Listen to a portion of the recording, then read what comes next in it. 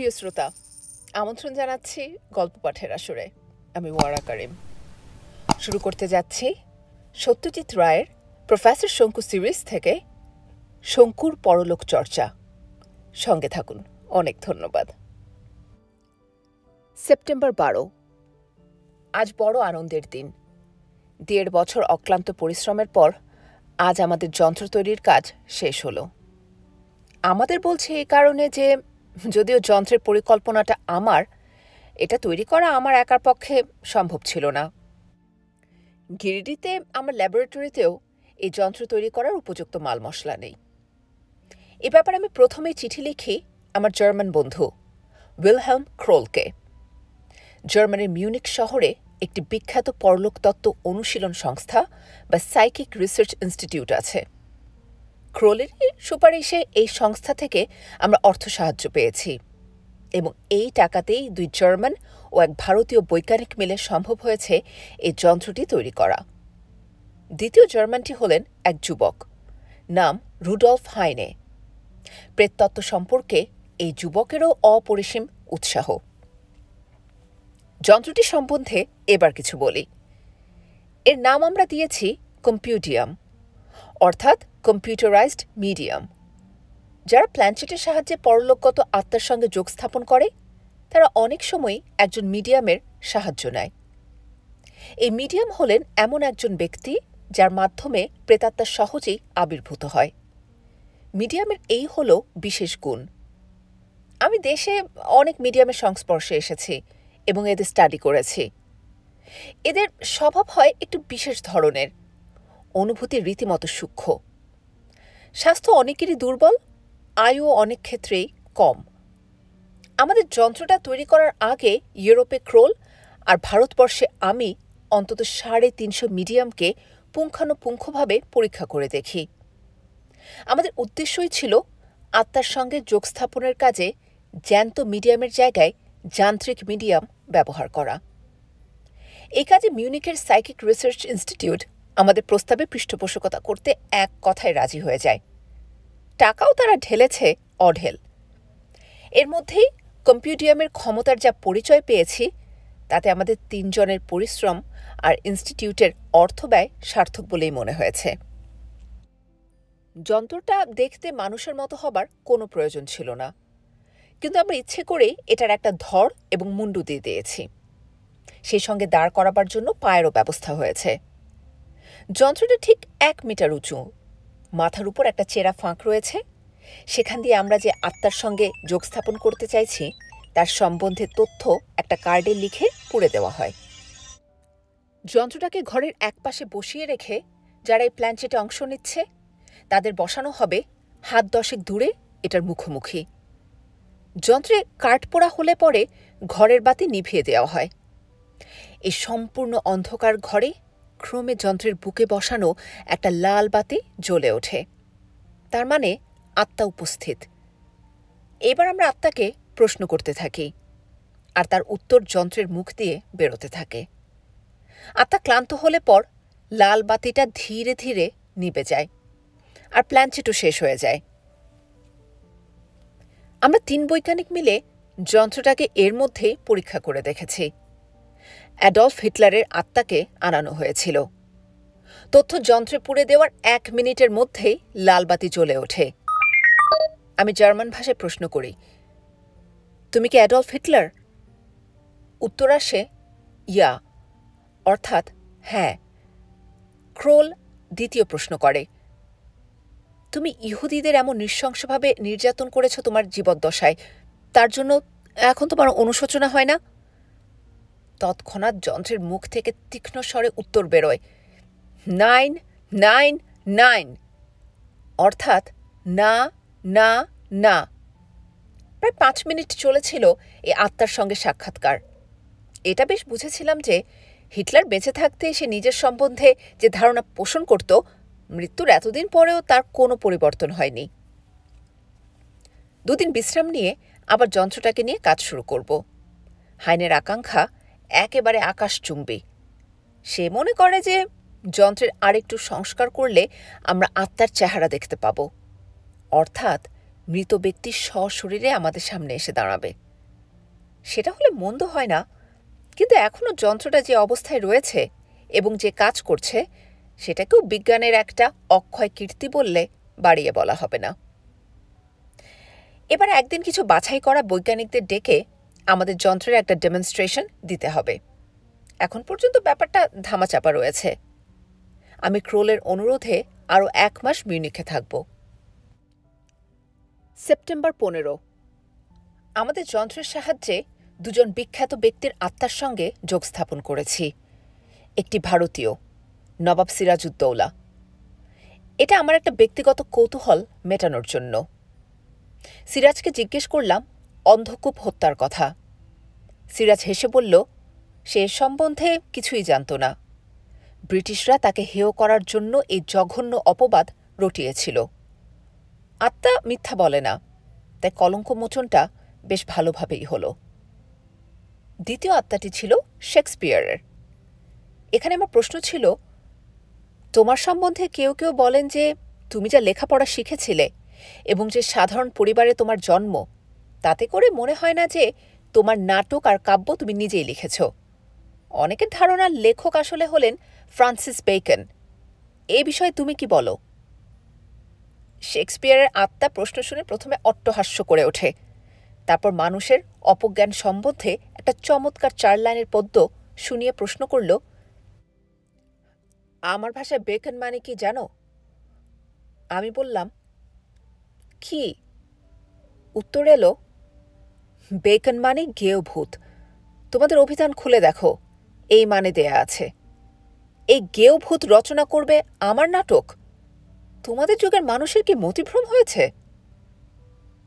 এ দুটি আত্মা নামানোর সময়ও কেবল আমরা 3 জনই উপস্থিত ছিলাম। গতকাল সন্ধ্যায় এখানকার 11 জন বৈজ্ঞানিককে ডেকে আমাদের যন্ত্রের একটা ডেমনস্ট্রেশন দেওয়া হলো। ক্রোল আমাকে আগে থেকেই সাবধান করে দিয়েছিল যে এদের মধ্যে 2-1 জন আছেন যারা প্ল্যানচেটে আদৌ বিশ্বাস করেন না, বিশেষ করে প্রফেসর শুলস। লোক হিসেবেও ওনাকে ইনি বিশেষ সুবিধের নন, যদিও একটি পদার্থবিজ্ঞান সংস্থার শীর্ষে বসে আছেন। 3 বছর আগে এই সংস্থার ডিরেক্টর প্রফেসর হুবারম্যানের অকস্মাৎ মৃত্যুতে শুলস এই পদটি পান। আমি বললাম, কিছু সন্দেহবাতিগ্রস্ত লোক থাকবেই, হ্যাঁ, যাদের মনে বিশ্বাস উৎপাদন করা কঠিন হবে, কিন্তু তাতে কিছু এসে যায় না। শুলস যাই বলুন না কেন, আমরা আমাদের ডেমনস্ট্রেশন চালিয়ে যাব। হাইনে বলল, এদের মনে বিশ্বাস উৎপাদন করার সবচেয়ে ভালো উপায় হবে হুবারম্যানের আত্মাকে আহ্বান করা। তার কথা বলার ভঙ্গি এদের সকলেরই জানা আছে। আমাদের যন্ত্র যদি সেইভাবে কথা বলে তাহলে এদের মনে সহজে বিশ্বাস আসবে। সাইকিক ইনস্টিটিউটের একটি হল ঘরেই সব ব্যবস্থা হলো। সন্ধ্যা 7টায় সময় দেওয়া হয়েছিল। সকলে ঘড়ির কাঁটায় এসে হাজির। সামনের সারিতে একটি চেয়ার দখল করে বসবার আগেই শুলস বলল, আমি আগে একবার যন্ত্রটাকে দেখতে চাই। ক্রোল বলল, স্বচ্ছন্দে। শুলস প্রায় 5 মিনিট ধরে খুঁটিয়ে খুঁটিয়ে যন্ত্রটাকে দেখল, তারপর নিজের জায়গায় ফিরে এসে বলল, ঠিক আছে, এবার শুরু হোক তোমাদের তামাশা। এবার ক্রোল ঘোষণা করল যে প্রথমে প্রফেসর হুবারম্যানের আত্মার সঙ্গে যোগ স্থাপন করা হবে। আমি ভেবেছিলাম শুলস হয়তো আপত্তি করবে, কিন্তু সে কিছু বলল না। অন্য সকলে অবশ্যই রাজি। যন্ত্রের মধ্যে তথ্য পড়ে দিয়ে ক্রোল ঘরের বাতি নিভিয়ে সন্তর্পণে এসে আমার পাশে নিজের চেয়ারে বসল। সবাই তটস্থ। ঘরে 14 জন বৈজ্ঞানিকের নিঃশ্বাস ফেলার শব্দ পর্যন্ত পাওয়া যাচ্ছে না। 2 মিনিটের মাথায় ধীরে ধীরে লাল বাতিটা জ্বলে উঠল। বাতিটা থেকে খানিকটা প্রতিফলিত আলো ঘরের মানুষদের উপরেও এসে পড়েছিল, তাই আবছা আবছা সকলকেই চেনা যাচ্ছিল। অবশ্যই যন্ত্রের পিছন দিকটায় দুর্ভেদ্য অন্ধকার। আপনি কি প্রফেসর হুবারম্যান? প্রশ্ন করল ক্রোল।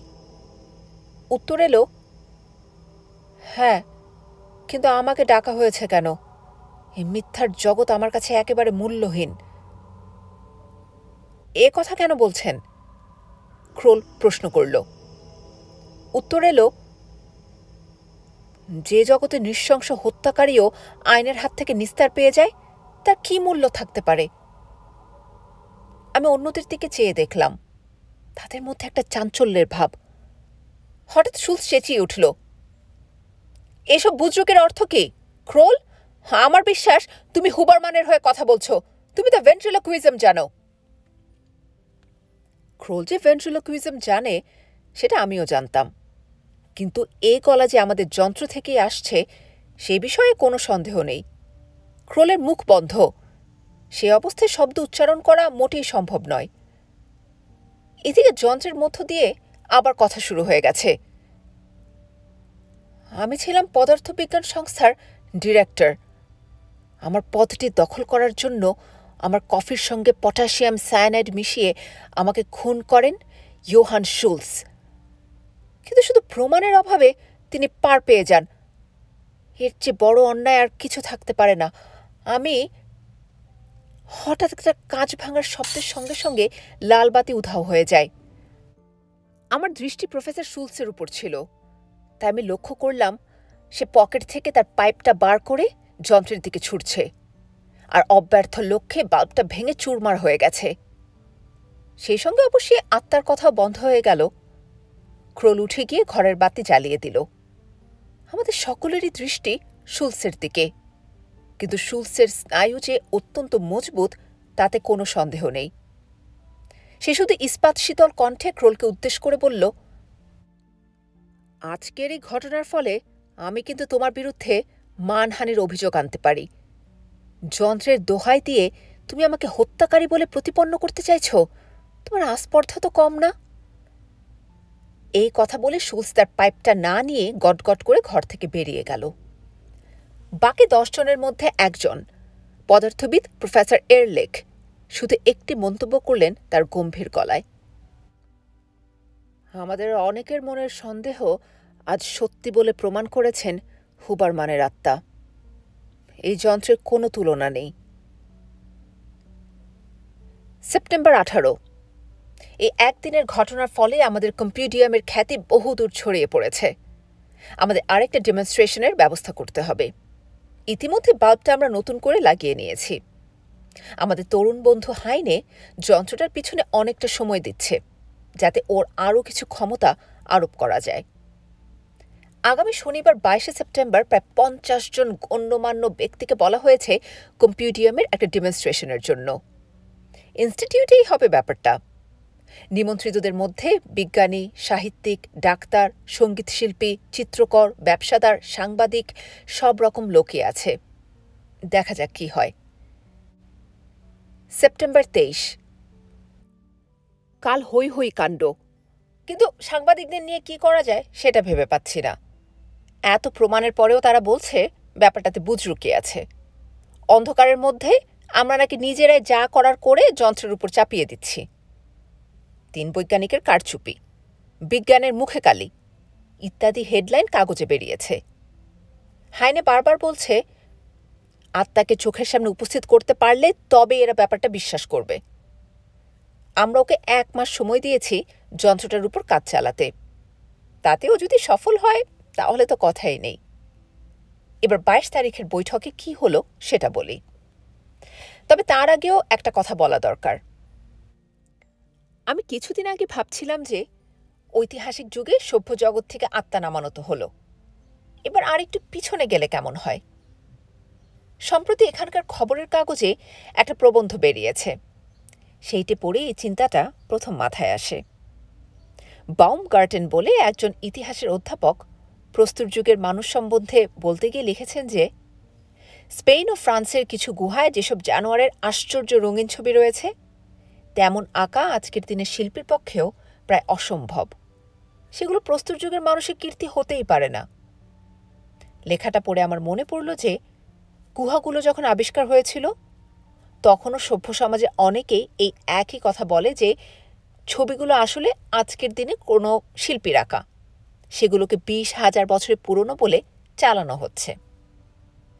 আমি ঠিক করলাম এবার কম্পিউডিয়ামের সাহায্যে সেই প্রস্তর যুগের একজন মানুষের আত্মাকে আনাবো। তার সঙ্গে অবশ্যই কথা বলা চলবে না, কারণ সম্ভবত অতদিন আগে কোনো ভাষার উদ্ভব হয়নি। কিন্তু এই আত্মা কী রকম আচরণ করে, মুখ দিয়ে কোনো শব্দ করে কিনা সেগুলোও তো জানবার জিনিস। হয়তো সে একটা অজানা কোনো ভাষায় কথা বলতে আরম্ভ করবে। সেটা অবশ্যই একটা অতি মূল্যবান আবিষ্কার হবে। ক্রোল শুনে আমার প্রস্তাবে সায় দিয়ে বলল, তাহলে প্রবন্ধের লেখক বাউমগার্টেনকেও ডাকা যাক, সে উপস্থিত থাকুক। আমি বললাম, উত্তম প্রস্তাব। বাউমগার্টেনের সঙ্গে যোগাযোগ করে দেখলাম সে যে শুধু প্রস্তর যুগের প্রাচীর চিত্রকে উড়িয়ে দেয় তা নয়, পরলোক চর্চা সম্পর্কেও তার প্রচণ্ড অবিশ্বাস। দস্তুর মতো সাধাসাধি করে তবে তাকে শেষ পর্যন্ত রাজি করানো গেল। 22 সন্ধ্যা 7টায় সকলে হাজির হন ইনস্টিটিউটের মাঝারি হলটায়। একটা জানালাহীন বড় দেয়ালের সামনে কিছু দূরে যন্ত্রটাকে রাখা হলো। আমরা এবং আমন্ত্রিত সকলে অর্ধচন্দ্রাকৃতি আকারে তার সামনে 15 হাত দূরে চেয়ার পেতে বসলাম। সভা শুরু হবার আগে আমি উঠে দাঁড়িয়ে ঘোষণা করলাম যে আজ আমরা প্রস্তর যুগের একজন মানুষের আত্মাকে আহ্বান করছি। যদি দেখি তাতে কোনো ফল হয়নি, তাহলে ঐতিহাসিক যুগের কাউকে ডাকব। এবার আমি যন্ত্রের মাথায় তথ্যের কার্ড গুঁজে দিয়ে বোতাম টিপে দিলাম। বলা বাহুল্য, যন্ত্রটা বৈদ্যুতিক শক্তিতে কাজ করে। এরপর ঘর অন্ধকার হয়ে গেল। আমরা স্তব্ধ হয়ে বসে কি ঘটে সেটা দেখার জন্য অপেক্ষা করতে লাগলাম। 3 মিনিট পেরিয়ে গেল, বাতি আর জ্বলে না। তাহলে কি? না না, ওই যে ক্ষীণ আলো দেখা যাচ্ছে। ক্রমে লাল বাতি উজ্জ্বলতর হলো। তারপর একটা সময় এসে স্থির হয়ে গেল। কোনো শব্দ নেই, কিন্তু ঘরে একটা বুনো গন্ধ পাচ্ছি। এটা বোধহয় হাইনের কারসাজি, কারণ এতদিন গন্ধ পাইনি। মিনিটখানেক অপেক্ষা করে আমি স্পেনীয় ভাষায় জিজ্ঞেস করলাম, এ ঘরে কোনো আত্মা এসেছে কি? উত্তরের বদলে একটা যেন ঘর ঘরে জান্তব শব্দ হলো। তারপর আরও কয়েকটা শব্দ হলো, যার কোনো মানে আমাদের জানা নেই। বুঝলাম এই আত্মার সঙ্গে কথা বলে কোনো লাভ নেই। কিন্তু তাহলে কি করে হবে? লাল আলো দেখে বুঝতে পারছি আত্মা এখনও উপস্থিত। প্রায় মিনিট 10 এইভাবে জ্বলে আলোটা ক্রমে মিলিয়ে গেল। আর তারপরে ঘরের বাতি জ্বলতে একটা অত্যাশ্চর্য দৃশ্য দেখে আমাদের সকলের মুখ থেকে নানা রকম বিস্ময়সূচক শব্দ বেরিয়ে পড়ল। যন্ত্রের পিছনে সাদা দেয়ালে একটা শিং বাগিয়ে তেড়ে আসা বাইসনের প্রকাণ্ড রঙিন ছবি আঁকা রয়েছে। এই ছবি যদি পিকাসো আঁকতেন, তাহলেও তিনি গর্বই বোধ করতেন। এই ছবি আমাদের জন্য এঁকে গেছেন 20,000 বছর আগের প্রস্তর যুগের অজ্ঞাত মানুষের আত্মা। সেপ্টেম্বর 28। সেদিনের আশ্চর্য ঘটনা সম্পর্কে আমাদের একজন দর্শক, পুরাতত্ত্ববিদ প্রফেসর ওয়াইগেল, যন্ত্রটার উচ্ছ্বসিত প্রশংসা করে সংবাদপত্রে একটা সাক্ষাৎকার দিয়েছিলেন। কিন্তু সেই সঙ্গে বাউমগার্টেন আবার আমাদের বুধসুক বলে ঘোষণা করেছেন অন্য একটা কাগজে। আমাদের 3 জনের মধ্যে একজন নাকি শিল্পী, আর তিনিই নাকি অন্ধকারের সুযোগ নিয়ে দেয়ালে ছবি এঁকে দিয়েছেন। এর ফলে গত 3 দিন ধরে কাগজে তুমুল তর্ক বিতর্ক চলছে। বেশিরভাগ কাগজই আমাদের বিরুদ্ধে। আমি সাংবাদিক জাতটার প্রতি বীতশ্রদ্ধ হয়ে সব ছেড়ে ছুড়ে দেশে ফেরার কথা ভাবছি। এমন সময় আজ সকালে হঠাৎ আইনে এসে সল্লাসে ঘোষণা করল যে তার পরিশ্রম সার্থক হয়েছে। যন্ত্রের পাশে আত্মা সশরীরে আবির্ভূত হচ্ছে। আমি তো অবাক। ক্রোলকে বলতে সে বলল, অবিলম্বে পরীক্ষা করে দেখা যাক। তুমি নিজে কি পরীক্ষা করেছ? না করে কি আর বলছি, বলল হাইনে। আমি আমারই নামধারী 18 শতাব্দীর কবি হাইনরিখ হাইনের সঙ্গে এইমাত্র কথা বলে আসছি। তিনি কি পোশাক পরেছিলেন তারও বর্ণনা দিতে পারি আমি। আমরা 3 জনে তখনই যন্ত্রটাকে নিয়ে বসে গেলাম। 10 মিনিটের মধ্যে দেখি বিশ্ববিখ্যাত জার্মান সুরকার বেটোফেন কালো কোট পরে আমাদের সামনে অস্থিরভাবে পায়চারি করছেন। আমরা তাকে কিছু প্রশ্ন করার আগেই বেটোফেন গভীর আক্ষেপের সঙ্গে চেঁচিয়ে উঠলেন, ওহ, আমার এই বধিরতায় হবে আমার কাল। হে ভগবান, আমার কান দুটোকে শেষে তুমি নিষ্ক্রিয় করে দিলে। মনে পড়ে গেল বেটোফেন মাঝবয়স থেকেই কালা হয়ে গিয়েছিলেন। হাইনের এই কীর্তিতে আমরা বাকি দুজনও খুব গর্ববোধ করছি। আমার মন বলছে, এবার হয়তো সাংবাদিকদের স্থূল মস্তিষ্কে প্রবেশ করানো যাবে আমাদের এই যন্ত্রের অনন্যতা। আমরা তিনজনই স্থির করলাম যে ইনস্টিটিউটের সাহায্যে জার্মানির যত নামকরা সাংবাদিক আছে, বিশেষ করে যারা আমাদের নিন্দে করেছে, তাদের সকলকে আরেকটা বৈঠকে ডাকব। এবার ইনস্টিটিউটের সবচেয়ে বড় লেকচার হলটাকে নেওয়া হবে এবং মঞ্চের মাঝখানে বসবে আমাদের যন্ত্র। আমরা এই মর্মে আমন্ত্রণ কার্ড পাঠিয়েছি। অবশ্যই এবারও আমরা বৈজ্ঞানিকদের বাদ দিইনি, শুলসকেও বলা হয়েছে। সে কার্ড পেয়ে আমাকে ফোন করেছিল, বলল, এবার কি নতুন বুজরুকি দেখাবে তোমরা? আমি বললাম, সেটা আপনি সশরীরে বর্তমান থেকে দেখুন না। এইটুকু বলতে পারি যে এবার শুধু শোনার নয়, দেখার জিনিসও থাকবে। শুলস হেসে বলল, দ্য ম্যাজিক দেখতে আর কে না ভালোবাসে, আর সেই ম্যাজিক যদি সর্বসমক্ষে ফাঁস করে দেওয়া যায়, তার থেকে বেশি মজা আর কিছুই নেই। আমি বললাম, আপনার মতলব তাই হলেও আপনি দয়া করে আসুন। দেখি, বলল শুলস। আমার মন বলছে শুলস না এসে পারবে না। সব শুদ্ধ 750 লোককে বলা হয়েছে। ইনস্টিটিউটের হলে ধরে 800। 3রা অক্টোবর আমাদের বৈঠক। অক্টোবর 3, রাত 12:30। আজ সন্ধ্যার ঘটনা ভাবতে এখনো শিউরে শিউরে উঠছি। তবে আমাদের যে জয় হয়েছে তাতে কোনো সন্দেহ নেই। বৈঠকের শেষে শিহরণ সত্ত্বেও হলের কোনো লোক হাততালি দিতে ছাড়েনি। আমাদের তৈরি এই কম্পিউটিয়াম আমাদের মান রেখেছে আশ্চর্যভাবে। আমন্ত্রিতদের প্রত্যেকে এসেছিল। বিনা পয়সায় তামাশা দেখার লোভ কে সামলাতে পারে? শেষ পর্যন্ত টেলিফোনে বহু অনুরোধের ফলে লেকচার হল ভরেই গেল। আজ সভা আরম্ভ হবার আগে একটা ছোট বক্তৃতায় ক্রোল জানিয়ে দিল আমাদের মনোভাবটা। বিজ্ঞানের কোনো যুগান্তকারী আবিষ্কারই প্রথমে সকলে মেনে নেয়নি।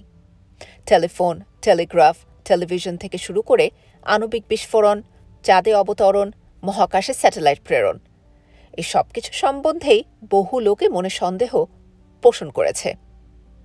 আমাদের ক্ষেত্রেও তাই হবে এবং আজকে যা ঘটতে চলেছে তাই যন্ত্র সম্পর্কে মানুষের মনে বিশ্বাস জাগাবে, এটাই আমাদের ধারণা। আজ কথা ছিল যে যন্ত্রটার মাথায় তথ্য পড়বে হাইনে এবং সে যে কার প্রেতাত্মাকে নামাতে চায় সেটা আমাদের দুজনের একজনকেও বলবে না। এটা হবে একটা সারপ্রাইজ। ক্রোল আমি তাতে রাজি হয়ে যাই, কারণ হাইনের বয়স কম হলেও সে অতি বিচক্ষণ বৈজ্ঞানিক। তাছাড়া তার তরুণ মস্তিষ্কে যে ধরনের বুদ্ধি খেলে সেটা বর্তমান পরিস্থিতিতে কাজে লাগতে পারে। ক্রোল বক্তৃতা দিয়ে বসার পর হাইনে উঠে দাঁড়িয়ে সবার সকলকে অভিবাদন জানিয়ে বলল, আজ আমরা আপনাদের জানিয়েছি যে আমাদের কম্পিউটিয়ামের সাহায্যে একটি প্রেতাত্মা উপস্থিত করা হবে।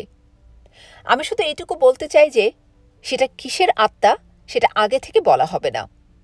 আত্মা এলে পর আপনারা নিজের চোখেই দেখতে পাবেন। হাইনে তার কথা শেষ করে পকেট থেকে একটা কার্ড বার করে মঞ্চের মাঝখানে রাখা যন্ত্রটার মাথায় গুজে দিল। তারপর একজন কর্মচারীর দিকে ইঙ্গিত করাতে সে হলের সব বাতি নিভিয়ে দিল। আমি সহজে নার্ভাস বা বিচলিত হই না, কিন্তু আজ কেন জানি আমি বুকের ভিতরে একটা দুরু দুরু অনুভব করছিলাম। কার আত্মা আসছে হাইনের আহ্বানে? 5 মিনিট কোনো ঘটনা নেই। ঘরে মিশকালো অন্ধকার, জানালাগুলো কালো পর্দা দিয়ে ঢাকা।